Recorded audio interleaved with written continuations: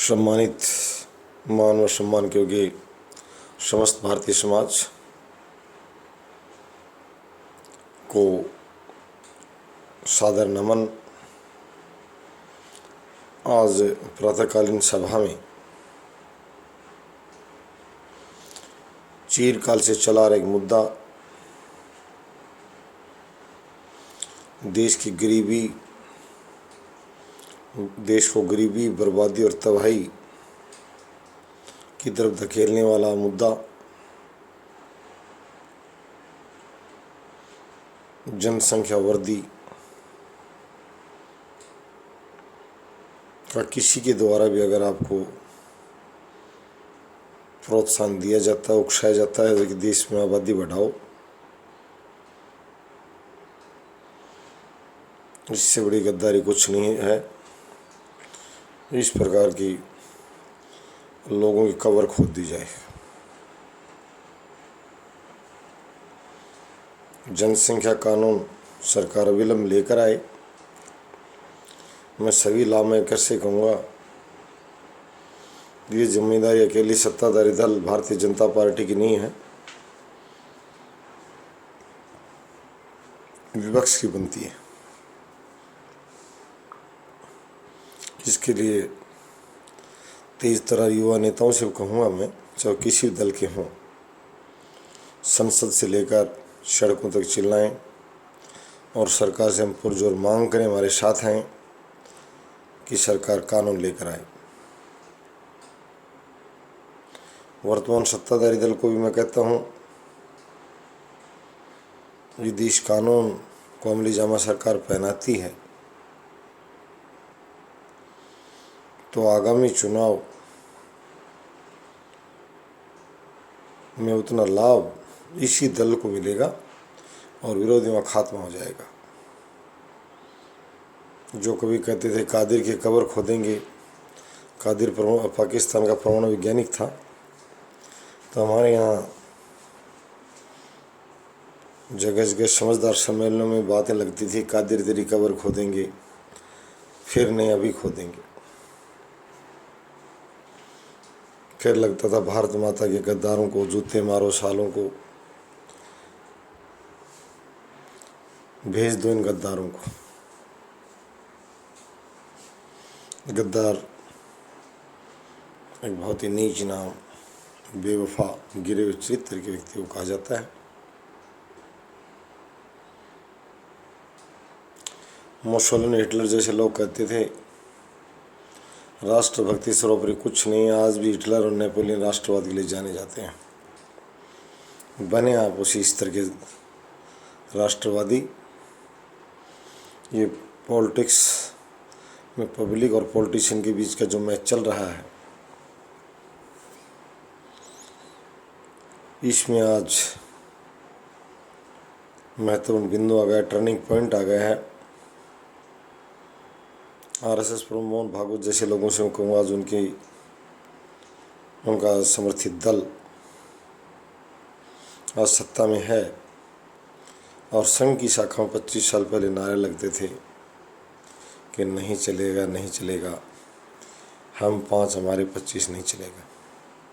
मत चलने तो कौन करा चलेगा। सरकार से मैं कहना, कानून लेकर आए।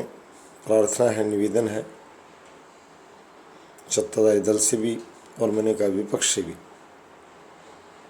संजय राउत, संजय सिंह, पत्रकारिता के चेहरे जो राज्यसभा में बैठे हैं, वो जोर से चिल्लाएं, मांग रखें सरकार से कि आप कानून लेकर आएं और इस कानून का विरोध करने वालों का खात्मा बिल्कुल लाजमी है, तय है। भारतीय पूरा समाज गरीबी के दलदल से बाहर निकलना चाहता है। नासमझ लोग बेवकूफ़ी के शिकार होकर किसी का कुछ बिगाड़ते हैं, सो बिगाड़ते हैं, स्वयं का बहुत कुछ बिगाड़ देते हैं। स्वयं को और बच्चों को गरीबी का अमली जामा पहना लेते हैं, जो आगे चलकर दम तोड़ते नजर आते हैं। मानवता को दया से भर देते हैं कि ये लोग दुखी हैं, इनकी बात सुनी जानी चाहिए। हम जनसंख्या नियंत्रण को इसलिए लाना चाहते हैं, मुंशी प्रेमचंद जी की बातें दिल को दर्द से भर देती हैं। पत्थर तोड़ती महिला और नज़दीक एक बैठा मासूम बच्चा, इस तरह की बातें आगे नहीं मिलेंगी। एक अच्छे समाज का निर्माण करने के लिए, सभी बच्चों को अच्छी परवरिश दिलाने के लिए मैं शेख साहब को इसके लिए साधुवाद भी दूँगा, सऊदी अरब के शेख को। जो लोग हमारे कामगार वहाँ रहते हैं वो बताते भी हैं कि शेख साहब ने प्रावधान कर रखा है कि 2000 जैसे वहाँ जो भी वहाँ की मुद्रा है, मुझे ध्यान नहीं, दिनार है या जो भी है, कहते हैं कि जन्म के साथ पोषण के लिए बच्चे को राज सहायता मिलती है। राज सहायता के लिए हम भी जोर जोर से मांग रखेंगे, और मांग रखेंगे नहीं, दिलाकर दम भी लेंगे। परंतु मैं आज सभी दलों से कहता हूँ, इस नीति का विरोध करने वाले बदमाश भेड़ियों से कहता हूँ कि हमारे इस कानून के खिलाफ भारत की जनता कोई भी समाज और समुदाय नहीं है। मैं उनको इशारों में समझा देना चाहता हूँ, वो समाज भी हमारे साथ है। और आज मैं सत्ताधारी दल भारतीय जनता पार्टी को आश्वस्त करना चाहता हूँ, अगर ये कानून आता तो आपकी पहुँच उन स्थानों तक और उन समुदायों तक पहुँचनी तय है जहाँ अभी तक नहीं पहुँची। केरला और तमिलनाडु, जहाँ आपकी अभी कोई धमक नहीं है, भारतीय जनता पार्टी की ना के बराबर उपस्थिति है, वो लोग जनसंख्या नियंत्रण के बड़े समर्थक हैं। और उन जनसंख्या नियंत्रण किया भी है। सबसे बड़ी बात यह है, उन राज्यों को मैं इसके लिए इस प्रातः साधुवाद भी दूंगा। वहाँ केरला क्रिश्चियन डोमिनेटिंग स्टेट माना जाता है, परंतु इस समाज ने बड़ी स्वास्थ्य शिक्षा, बालिका शिक्षा और दूसरी बातों के साथ साथ जनसंख्या नियंत्रण बड़ा योगदान दिया है। ये जो क्रिश्चियन समुदाय केरला का, इन्होंने जनसंख्या नियंत्रण के एक उदाहरण पेश करके भारतीय मुसलमान और हिंदू समुदाय को, सिख समुदाय को मार्ग प्रशस्त किया है कि हम उन्नत जीवन जीना चाहते हैं, तुम भी जियो। तो मैं सरकार से कहूँगा और राजनीतिक दलों से, ये जनता की मांग है, ये मैच है पब्लिक वर्सेस पॉलिटिशियंस का। जो लोग छिप रहे हैं, जिनको राजनीतिक समझ नहीं है, इस खेल को खेलना नहीं आता है, उनका पतन तय है, उनकी हार तय है। या पतन नहीं, हार सबसे प्रमुख कारण बनता है। पतन राजनीतिक दल का होता है और हार नेता की होती है, पार्टी के साथ साथ। तो मैं ये कहूँगा कि सफलता वही लोग लेंगे, व्यक्तिगत सफलता भी ले। मैं इसलिए कह रहा हूँ, किसी का दल अगर 2 कदम पीछे रखे तो स्वयं आगे आ जाए कि मुझे ऐसे दल में रहने की भूख नहीं है।